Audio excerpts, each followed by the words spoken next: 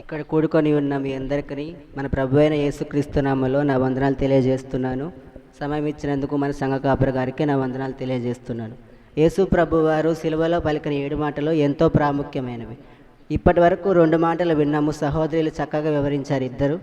3వ మాట చూస్తే ఇప్పుడు యోహాను సువార్త 19వ అధ్యాయం 25-26 వచనాలు. ఆయన తల్లి సహోదరియు క్లోపా భార్యైన మరియయు మగ్దలేని మరియయు యేసు శిలువ యొద్ద నిలుచుండిరి. యేసు తన తల్లియు తాను ప్రేమించిన శిష్యుడును దగ్గర నిలుచుండుట చూచి, అమ్మా, ఇదిగో నీ కుమారుడు అని తన తల్లితో చెప్పెను. తరువాత శిష్యుని చూచి, ఇదిగో నీ తల్లి అని చెప్పాను. ఆ గడియ నుండి ఆ శిష్యుడు ఆమెను తన ఇంట చేర్చుకున్నాడు. ప్రార్థించుకుందాం. మమ్మల్ని మిగిలిగా ప్రేమిస్తున్న దయగల తండ్రి, పరిశుద్ధ తండ్రి, నీ పరిశుద్ధ పాదాలకు నైనా కోటానుకోటి స్థుతులు స్తోత్రాలు చెల్లించుకుంటున్నాం తండ్రి. ప్రభా, ప్రార్థించుటకు తండ్రి యోగ్యత ధన్యత లేని వారము తండ్రి, అల్పులము అయోగ్యులము నాయన. అయినను ప్రభా, మీరు మమ్మల్ని సజీవ లెక్కలో ఉంచినందుకు ప్రభా, మమ్మల్ని ఎన్నుకున్నందుకు తండ్రి నీకు వందనాలు స్తోత్రాలు చెల్లించుకుంటున్నామయ్యా. ప్రభా, మీరు సిలువలో పలికిన 7 మాటలను తండ్రి మేము ధ్యానించుతుండగా ప్రభా, మీరు తెలివిని జ్ఞానాన్ని దయచేయి తండ్రి. ప్రభా, మా నోటికి మీరే బుర్రగా ఉండి నాయన సహాయం దయచేయి తండ్రి. ఎటువంటి వ్యర్థమైన మాటలు తండ్రి మాకు రానియక తండ్రి, నీ నామానికి ఘనత మహిమ ప్రభావాలు ఆరోపించుకోమని నజరేయుడైన యేసు అతి శ్రేష్టమైన పరిశుద్ధ నామమున ప్రార్థించి అడిగి పెట్టుకొనిచున్నాం తండ్రి. ఆమేన్.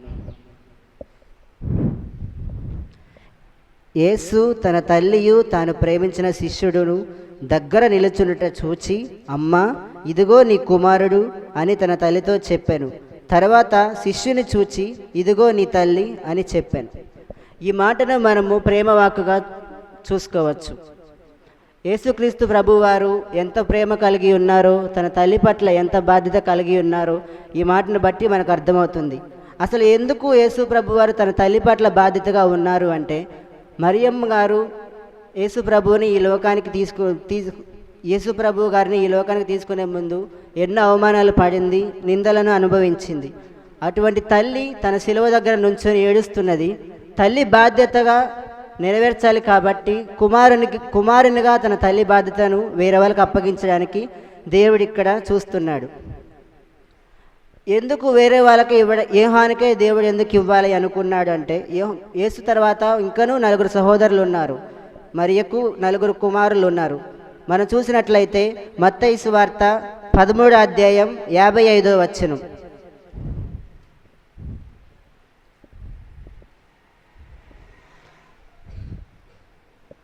ఇతడు వడ్లవాని కుమారుడు కాడా? ఇతని తల్లి పేరు మరియ కాదా?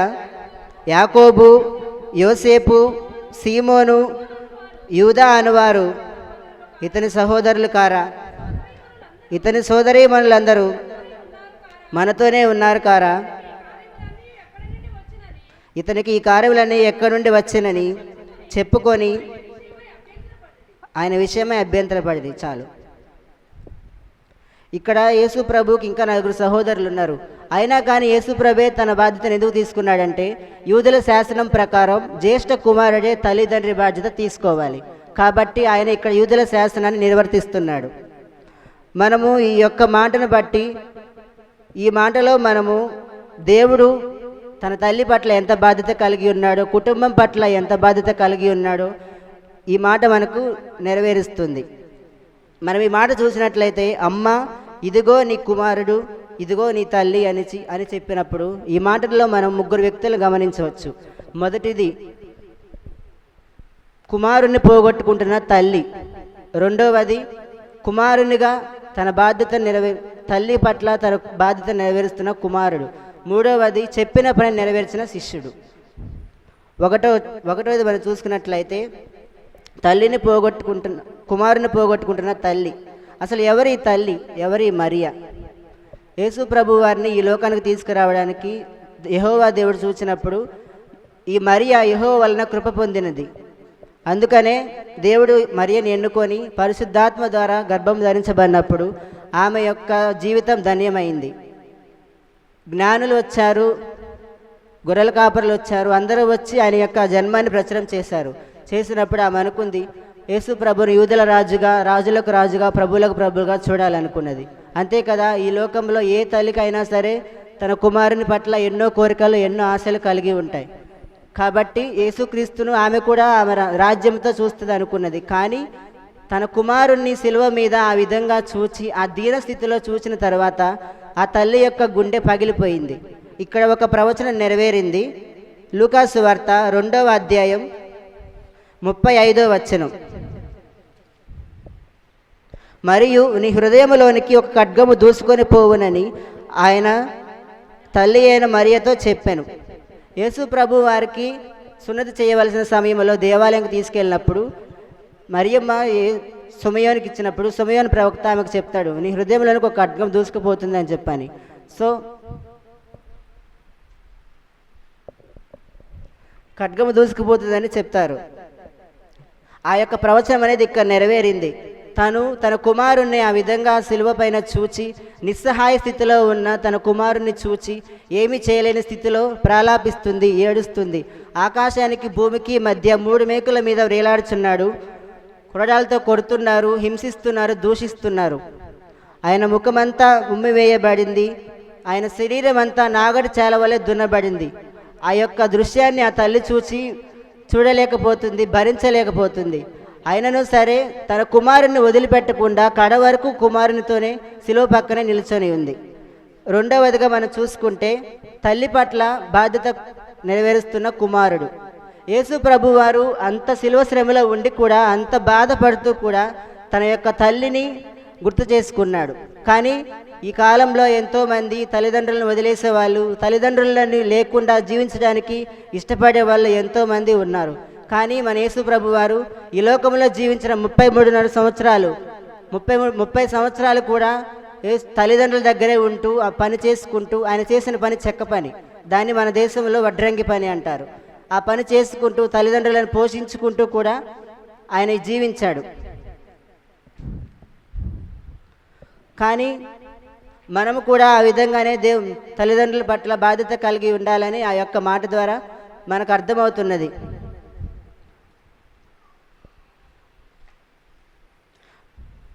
యేసు ప్రభువారు సువార్తల్లో 4 సార్లు అమ్మ అని పిలుస్తారు. మొదటిగా చూసుకుంటే కానా పెళ్లిలో మరియమ్మతో, అమ్మ నా సమయం ఇంకను రాలేదు అని చెప్పని మరియమ్మతో అంటారు. రెండవదిగా అమ్మ ఒక కాలము వచ్చుచున్నది అని చెప్పనని సమరయ స్త్రీతో చెప్తారు. అలాగే మూడవదిగా అమ్మ నీవెందుకు ఏడ్చుచున్నావు అని చెప్పానని మగ్దలేని మరియతో అంటాడు. అలాగే ఇంకొకటిగా యోహాను సువార్త 19వ అధ్యాయం 25వ వచనంలో మరియమ్మతో అంటారు, అమ్మా ఇదిగో నీ కుమారుడు అని చెప్పని. యేసుక్రీస్తు ఈ లోకంలో జీవించినంత కాలము ఆయనను పురుషులే కాదు, చాలామంది స్త్రీలు కూడా ఆయనను వెంబడించారు.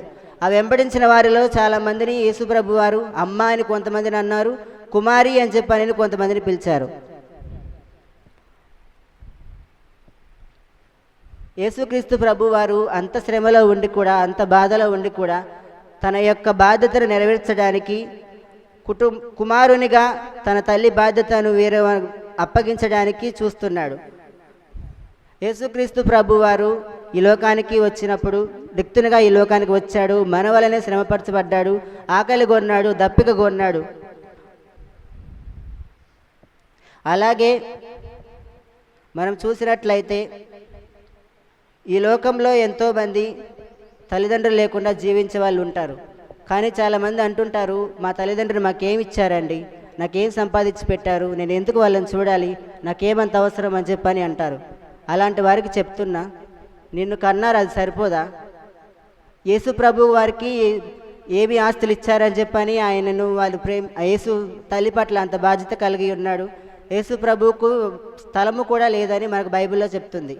నక్కలకు బొరియాలుండే, ఆకాశ పక్షులకు గూళ్ళుండేను,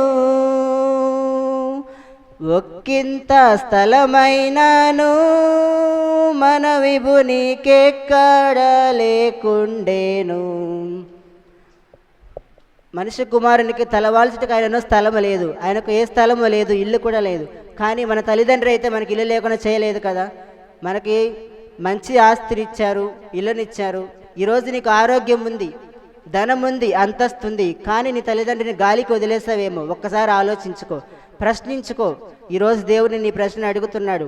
ఒక దినాన మనం లెక్క అప్ప చెప్పాలి. నేను నీకు ఇచ్చిన తల్లిదండ్రులు నువ్వేం చేసావు అని చెప్పని దేవుడు మనల్ని అడిగినప్పుడు నువ్వేం సమాధానం చెప్తావు దేవునికి? ఒక్కసారి ఆలోచించుకో, ప్రశ్నించుకో. పరిశుద్ధ గ్రంథము తల్లిదండ్రులకు ఎంతో ప్రాధాన్యత ఇచ్చింది.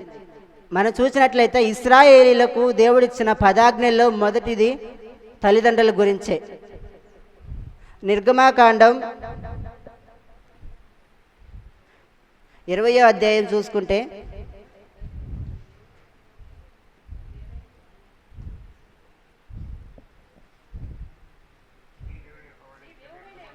నీ దేవుడైన యెహోవా నీకు అనుగ్రహించు దేశంలో నీవు దీర్ఘాయుష్మంతుడు అగునట్లు నీ తండ్రిని సన్మానించుము. ఓకే,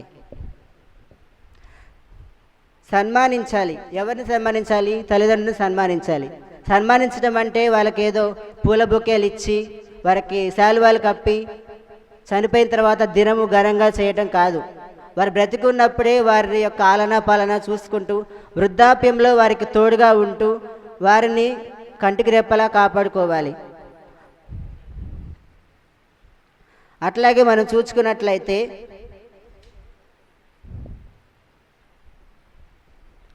సామెతలు 20వ అధ్యాయం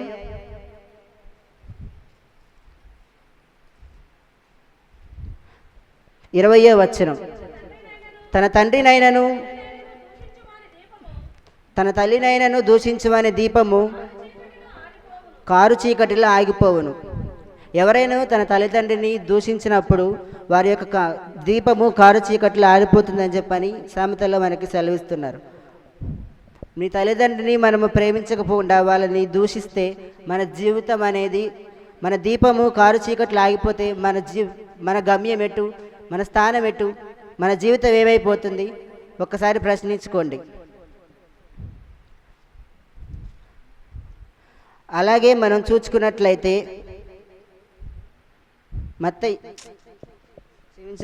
సామెతలు 23వ అధ్యాయం 22వ వచనం, నిన్ను కనిన నీ తండ్రి ఉపదేశం అంగీకరించుము, నీ తల్లి ముదిమి యందు ఆమెను నిర్లక్ష్యం చేయకుము. తల్లిదండ్రిని ఎప్పుడు నిర్లక్ష్యం చేయకూడదు. వారి మాటను విని వారికి శ్రద్ధగా ఉండి వారి యందు భయభక్తి కలిగి జీవించాలి. ఆ విధంగా మనం వారిని నిర్లక్ష్యం చేస్తే ఏమవుతుందో మనం ఇక్కడ చూస్తాము. సామెతలు 30వ అధ్యాయం 17వ వచనం, తండ్రిని అపహసించి తల్లి మాట విననొల్ల వాని కన్ను లోయ కాకులు పీకును, పక్షి రాజు పిల్లలు దాన్ని తినును. మనము తల్లిదండ్రిని అపహసించినా దూషించినా సరే మనకి ఈ విధంగా జరుగుతుంది.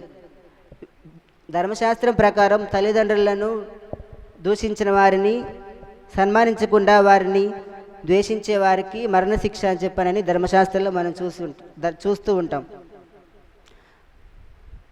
అలాగే ఈ లోకంలో దేవుడు రిక్తునిగా జీవించాడు, మనవలే శ్రమపరచబడ్డాడు, హింసలు పొందాడు, బాధపడ్డాడు, అన్యాయంగా తీర్పు తీర్చిన వాడై కొనుపోబడ్డాడు, సిలువ వేయబడ్డాడు, నీ కొరకు నా కొరకు రక్తాన్ని కార్చాడు, ఆయన పొందిన దెబ్బల చేత మనకు స్వస్థత కలుగుచున్నది అని చెప్పని మనం చూస్తాం.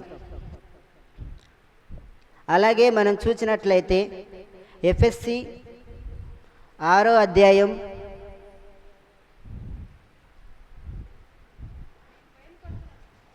1 నుంచి 3 వచనాలు, పిల్లలారా విధేయులై ఉండుడి, ఇది ధర్మమే. మీకు మేలు కలుగునట్లు మీ తండ్రిని సన్మానింపుము, అప్పుడు భూమి మీద దీర్ఘాయుష్మంతుడు అగుదువు. ఇది వాగ్దానంతో కూడిన ఆజ్ఞలలో మొదటిది. నీకు మేలు కలగాలి అంటే నీవు దీర్ఘాయుష్మంతుడు అవ్వాలంటే నీ తల్లిదండ్రులని సన్మానించాలి. సన్మానించడమే కాదు, వారిని ప్రేమించాలి, వారిని ఆదరించాలి. పిల్లలారా, ప్రభువునందు మీ తల్లిదండ్రులకు విధేయులై ఉండడి. పిల్లలు తల్లిదండ్రులకు విధేయులై ఉండాలి. అంతేకాని మాకు మీసాల గడ్డాలు వచ్చాయిలే, మేము ఎందుకు వారిని పట్టించుకోవాలి అని అనుకుంటున్నారా?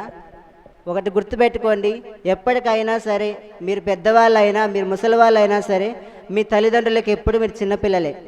అలాంటిది వృద్ధాప్యంలో ఉన్న వాళ్ళు కూడా చిన్నపిల్లల వాళ్ళకి సమానం. ఎందుకంటే వృద్ధాప్యంలో ఉన్న వాళ్ళకి సరిగా బ్రెయిన్ పనిచేయదు, శరీరంలో సత్తువ ఉండదు.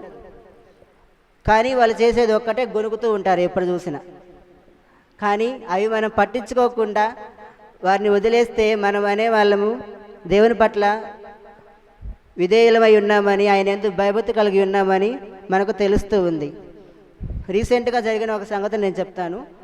నేను ఒంగోలు నుంచి నెల్లూరు వెళ్తుండగా నెల్లూరు స్టేషన్లో ఒక ఆమె కూర్చొని ఉంది. ఆమెకి 63 సంవత్సరాలు. 63 సంవత్సరాలు అయితే ఆమెకి 2 కొడుకులు, 1 కుమార్తె ఉన్నారంట. అయితే ఆమె స్టేషన్లో కూర్చొని ఏడుస్తూ ఉంది. నేను వెళ్ళాను, ఏమైందమ్మా, ఎందుకు ఏడుస్తున్నావు అని చెప్పంటే ఆమె అనింది, అయ్యా నా కొడుకులు 2 కూడా టికెట్ తీసుకొస్తానని చెప్పని వెళ్ళారయ్యా, వెళ్ళి 3 రోజులు అయ్యింది, ఇంకాను కూడా రాలేదు. టికెట్ తీసుకొస్తామని చెప్పిన వాళ్ళు ఇంతవరకు రాలేదయ్యా, వాళ్ళ కోసం నేను ఎదురు చూస్తూ ఉన్నాను అని చెప్పాననింది. ఆ తల్లి ఎంత బాధపడిందో నేను ఆ రోజు చూశాను. ఆమె అప్పటికి నేను చెప్పాను, అమ్మ వాళ్ళని వదిలించుకొని వెళ్ళిపోయారమ్మా, వాళ్ళు ఇంకా రారమ్మా, నువ్వు కూడా ఎక్కడికన్నా వెళ్ళు అని చెప్పంటే ఆమె అంటుంది, నా పిల్లలు అలాంటి వాళ్ళు కాదయ్యా, ఎప్పుడు కూడా నన్ను ద్వేషించలేదు, నన్ను దూషించలేదు, నేను ఎప్పుడు కూడా నన్ను బాధ పెట్టలేదని చెప్పింది. కానీ ఆ పిల్లలు ఆ తల్లిని వదిలేసి వెళ్ళిపోయారు. ఆమె భర్త కూడా లేడు. ఆమె యొక్క ఆస్తిని అంతస్తును మొత్తం రాయించేసుకొని ఆమెను వదిలేసి వెళ్ళిపోయారు.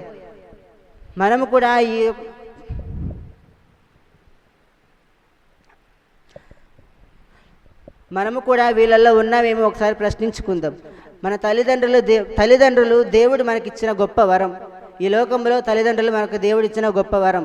అలాంటి తల్లిదండ్రులను మనం ఎంతగా ప్రేమిస్తున్నామో మనము ఈ యొక్క మాట ద్వారా మనం తెలుసుకోవచ్చు. ఎప్పుడైనా ఒకటి గుర్తుపెట్టుకోండి, తల్లి కుమారుడు కానీ కుమార్తె కానీ ఏ విధంగా ఉన్నా సరే, నువ్వు అందవిహీనంగా ఉన్నా సరే, నీకు ఏ లోపం ఉన్నా సరే, తల్లి నిన్ను ప్రేమిస్తుంది. ఈ లోకం నిన్ను ద్వేషించినా కానీ నీ తల్లి నిన్ను ప్రేమిస్తుంది.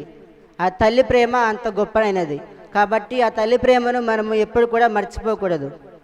అందుకని యేసుక్రీస్తు ప్రభు వారు కూడా తన తల్లి పట్ల అంత బాధ్యత కలిగి తన యొక్క బాధ్యతను నెరవేరుస్తున్నాడు. మనం ఇక్కడ చూసుకున్నట్లయితే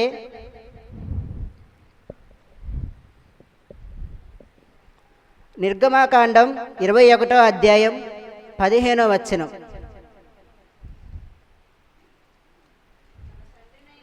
తన తండ్రినైనను తల్లినైనను శపించువాడు నిశ్చయముగా మరణశిక్ష నొందును. తన తండ్రినైనను తల్లినైనను కొట్టువాడు నిశ్చయముగా మరణశిక్ష నొందును. ఎప్పుడైతే నేను చూశాను చాలామందిని, మన ఊర్లోనే చూశాను చాలామందిని, వృద్ధాప్యంలో ఉన్నవారిని కొడుతున్నారు, ముట్టికాయలు వేస్తున్నారు కొంతమంది. అయితే అలాంటి వారికి చెప్తున్నా, చిన్నతనంలో నువ్వు చిన్నపిల్లవాడిగా ఉన్నప్పుడు నీ తల్లిదండ్రులు ఎప్పుడు నువ్వు అల్లరి చేస్తున్నావు అని చెప్పని నేను రోడ్డు మీద వదిలేసి రాలేదుగా. ఏ రోజు కూడా నేను రోడ్డు మీద వదిలిపెట్టేసి రాలేదు కదా. మరి అలాంటప్పుడు ఎందుకు వారిని మీరు ఈ విధంగా చేస్తున్నారు? దేవుడు రేపు ఒక రోజున మనల్ని లెక్క ఖచ్చితంగా అడుగుతాడు. నేను నీకు ఇచ్చిన తల్లిదండ్రులను నువ్వేం చేశావు, వారిని సన్మానించావా అని నేను అడిగినప్పుడు మనం ఏం సమాధానం చెప్తాం? పైకి భక్తి గలవారంగా ఉండి నేను దేవుణ్ణి ప్రేమిస్తున్నానని చెప్పి మన తల్లిదండ్రుని మనం ద్వేషిస్తే మనం ఎప్పటికైనా అబద్ధికులమే. నీవు దేవుణ్ణి ప్రేమిస్తున్నావు, దేవునికి లోబడుతున్నావు అని చెప్పని సాక్ష్యమే నీ తల్లిదండ్రుల పట్ల నువ్వుకుండే ప్రేమ, బాధ్యత, గౌరవం. దాన్ని చూసే చెప్పొచ్చు నువ్వు దేవునికి లోబడుతున్నావా లేదా అనేది. మూడవదిగా మనం చూసుకుంటే చెప్పిన పనిని నెరవేర్చిన శిష్యుడు. మనం ఎప్పుడైనా ఎవరికి పని చెప్తాం? ఏదైనా ఒక పని చెప్పినప్పుడు ఈ మనిషి మనకు నమ్మకంగా నిజాయితీగా ఈ పని చేయగలడు అని అనుకున్న వారికే చెప్తాం కాబట్టి, అవును కదా. అలాగే యోహాను కూడా దేవునికి నమ్మకస్తునిగా జీవించిన వ్యక్తి కాబట్టి మరియ బాధ్యతను యోహానుకు అప్పగించడానికి దేవుడు సంకల్పించుకున్నాడు. యేసుక్రీస్తును సిలువ వేసే సమయంలో ఎంతోమంది ఆయనను వదిలి వెళ్ళిపోయారు. ప్రాణం పోయినా సరే మీతోనే ఉంటాము అని చెప్పిన వారు కూడా ఆయనను వదిలేసి వెళ్ళిపోయారు. కానీ యోహాను ఒక్కడే మిగిలిపోయి ఉన్నాడు. కానీ యోహాను యేసు ప్రభు వారు జీవించిన ఆయన 3.5 సంవత్సరాల పరిచర్యలో యేసుక్రీస్తును అనుసరించి ఆయన ఆజ్ఞలు గైకొని ఆయనకు దగ్గరగా జీవించిన వ్యక్తి, యేసుక్రీస్తుకు నమ్మకంగా జీవించిన వ్యక్తి. కాబట్టి దేవుడు తన తల్లి బాధ్యతను యోహానుకి ఇవ్వడానికి ఇష్టపడుతున్నాడు. అంతేకాక యోహాను ఆయన ఈ లోకంలో ఉన్నప్పుడు ఆయన రొమ్మున ఆనుకొని పండుకున్న వ్యక్తి యోహాను. ఆయన ప్రియ శిష్యుడిగా యోహాన్ని కూడా మనం చూస్తాము.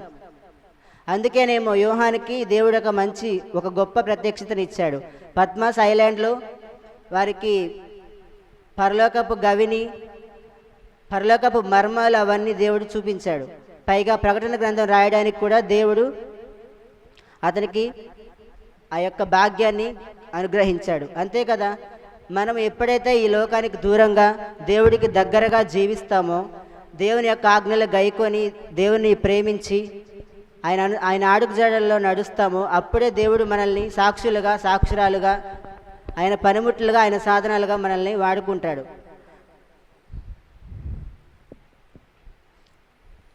యేసుక్రీస్తు ప్రభువారు సిలువలో అంత శ్రమపడుచు కూడా, అంత బాధపడుచు కూడా తన తల్లి యొక్క బాధ్యతను మర్చిపోలేదు. కుమారునిగా తన బాధ్యతను నెరవేరుస్తున్నాడు. తల్లి ఏడుస్తూ ఉంది. ఏడుస్తున్న తల్లిని తన బాధ్యతను యోహానుకు అప్పగిస్తున్నాడు. యోహాను కూడా చెప్పినప్పుడు వెంటనే ఆయన యొక్క మాటను అంగీకరించి ఆమెను ఆ గడియలోనే తన ఇంటిలో చేర్చుకున్నాను ఉంటుంది. అదే మనమైతే, అయ్యా మా ఇంట్లో ఇప్పటికే 4 ఉన్నారయ్యా, కానీ ఈ ఇల్లు వద్దులే, ఇంకే ఇంట్లోన్నా పెట్టు అని చెప్పాను అంటామేమో. నువ్వైనా నేనైనా అదే అంటాము. కానీ యోహాను మాత్రం యేసు ప్రభు మాటను లెక్క చేశాడు. ఆయన యొక్క మాటను విన్నాడు, గ్రహించాడు. వెంటనే ఆ తల్లిని చేర్చుకున్నాడు.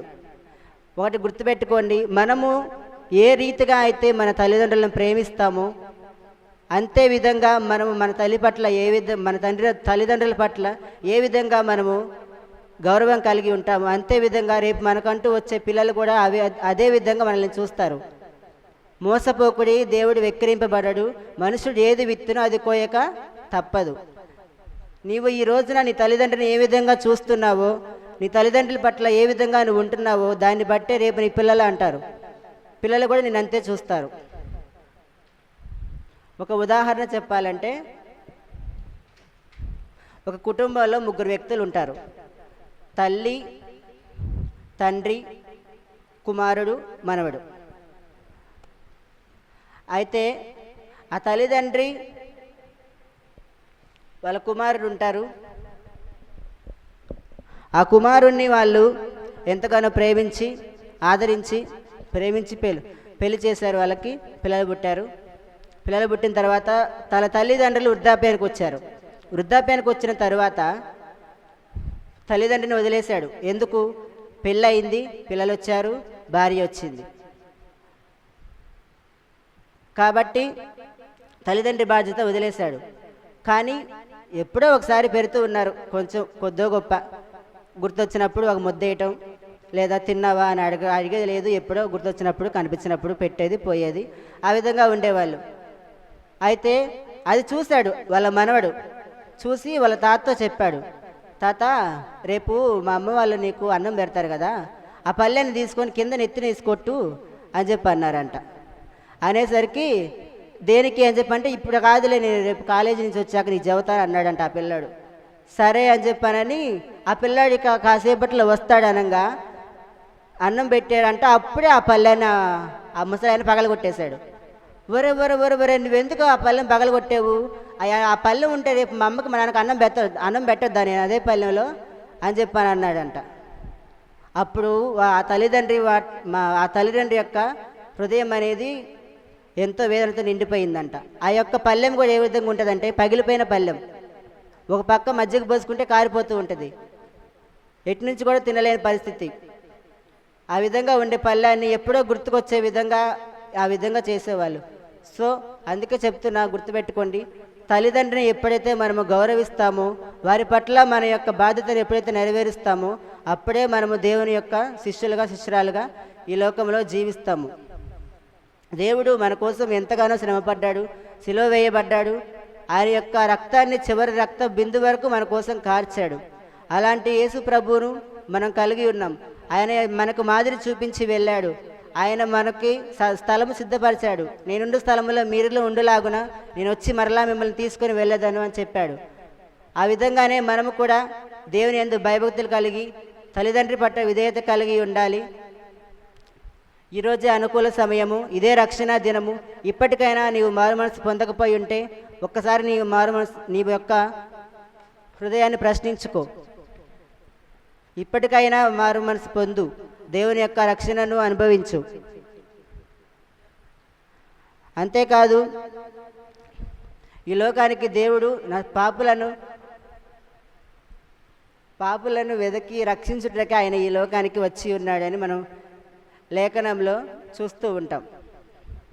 మనం ఏదైతే చేస్తామో అది మనకు ఖచ్చితంగా వస్తుంది.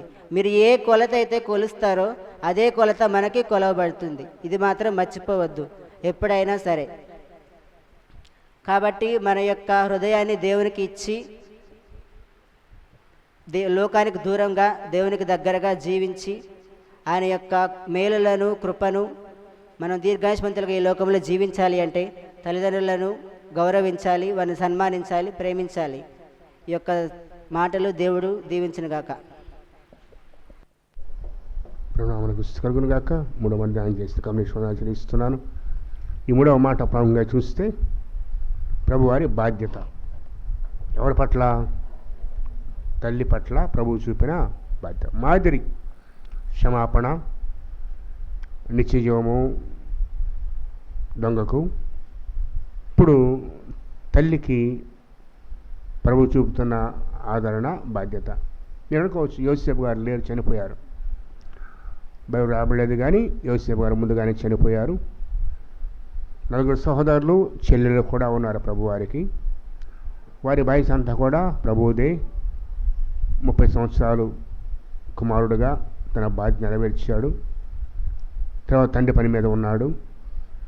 తను మరణించే సమయాన శిలువ మంచి కిందకు చూస్తే తల్లి కనిపిస్తూ ఉంది. ఆ ప్రక్కనే తను ప్రేమించిన ప్రియుడు కూడా ఉన్నాడు, యోహాను. యోహానుకే ఆ బాధ్యత ఎందుకు ఇచ్చాడు అంటే మొట్టమొదటగా అందుబాటులో ఉన్నాడు. ఎక్కడ? అందుబాటు. ఎవరైనా అందుబాటులో ఉన్న వారికి ఏ పనైనా, అంతేనా? అందుబాటు లేకపోతే మొట్టమొదటి. రెండవది, ఒకవేళ ప్రభువు తలంచుకుంటే ఆ ముందు రోజు రాత్రే పస్కా పండుగ ఆశించే సమయాన ఏ పేతురునో యాకోబునో నా తల్లిని మీరు చూసుకోండి అని చెప్పేవాడు. కానీ చెప్పలేదు. యోహానికుడిలో కూడా మనకు ప్రాముఖ్యత ఉంది ఆత్మీయంగా లోతుగా ఆలోచిస్తే. అదేంటంటే శిష్యులందరిలో ఎక్కువ కాలం బ్రతికిన వాడు యోహాను ఒక్కడే కదా. అందరూ ముందుగానే చనిపోయారు. అందరూ హత్సాక్షులు అయ్యారు. ఒక యోహాను మాత్రమే ఎక్కువ కాలం జీవించి, దాదాపు 100 సంవత్సరాల పైన జీవించి సాధారణ మరణాన్ని పొందాడు. అందుకే తన తల్లి బాధ్యత యోహాను గారికి ప్రభు ఇస్తున్నాడు. ఈరోజు కూడా ఏ బాధ్యత ప్రభునికి కావాలన్నా ముందు నీవు ఆయనకు అందుబాటులో ఉండాలి. ఎవరికి? దేవునికి. నువ్వు అందుబాటులో ఉంటే ప్రభు నిన్ను వాడుకుంటాడు. మంచిది. 4వ మాట ధ్యానం చేద్దాం. పక్కన అందరితో చూడండి. 4వ మాట.